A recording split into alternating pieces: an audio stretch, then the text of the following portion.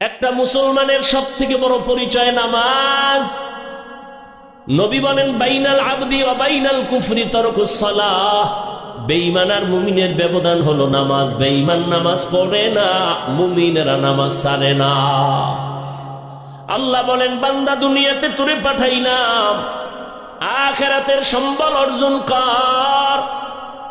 তোর দুনিয়াতে চলার জন্য যা প্রয়োজন সব আমি আল্লাহ অগ্রিম আয়োজন করে দিলাম। দুনিয়াতে চলতে তোর পানির প্রয়োজন, আমি আল্লাহ ফ্রি দিয়ে দিলাম, কোনো বিল লাগবে না।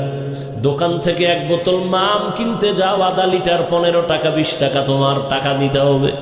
আমার আল্লাহর দেওয়া পানি কি পরিমাণ ফ্রি ভোগ করেছো, কয় টাকা বিল দিয়েছো?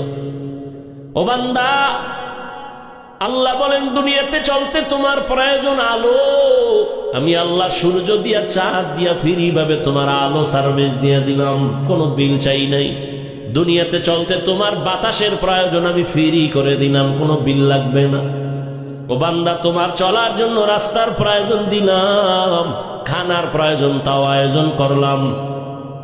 আমি আল্লাহ গর্তের পিপিলিকেরও খানা দেই, নদীর মাছেরও খানা আমি দেই, উড়ন্ত পাখির খানা দেই, জঙ্গলের প্রাণীর খানাও আমি দেই। বান্দা, তোর খানা কেন আমি দিব না? বরং সারা দুনিয়ার যত প্রাণীর খানা দেই, সব থেকে প্রিয় খানা এবং হালাল পিওর খানা তোমার জন্য আমি ব্যবস্থা করেছি। মানুষের খানা এত সুস্বাদু, এত পিওর এবং কাবার করে দিয়েছেন যেন নষ্ট না হয়। তুমি ভাত খাবা, চালের দরকার, কাবার লাগাই দিছেন। তুমি রুটি খাবা, গমের দরকার, কাবার দিয়ে দিছেন। তুমি যে কোনো ফল খাও, কাবার থেকে ছুটায় এরপরে খাও, সবগুলো কাবারে আটকায় দিছেন। তোমার জন্য আল্লাহ সব করলেন। বলো গোলাম, তুমি আল্লাহর জিন্দেগির জন্য, পরকালের জন্য আল্লাহর মহব্বতে কি করেছ? সারা রাত একটা কুকুরের দিকে তাকাইয়া দেখো, মালিকের বাড়ি পাহারা দেয় সারাটা রাত, কোনদিন মালিকের সাথে কুকুর বেয়াদবি করে না।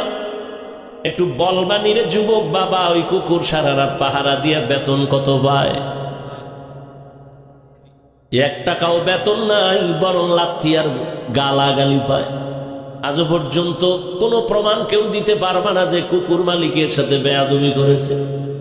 নতুন মেহমান আসছে বাসায়, কুকুর চিনে না, ঘেউ ঘেউ করে আওয়াজ দিছে, মালিক কয় আমার মেহমান থাম। কুকুর ঠান্ডা হয়ে গেল। মালিকের লাথি আর গালি খাইয়াও কুকুর মালিকের সাথে বেয়াদবি করে না। আর তুমি একজন আশরাফুল মখলুক মানুষ, আমার মালিক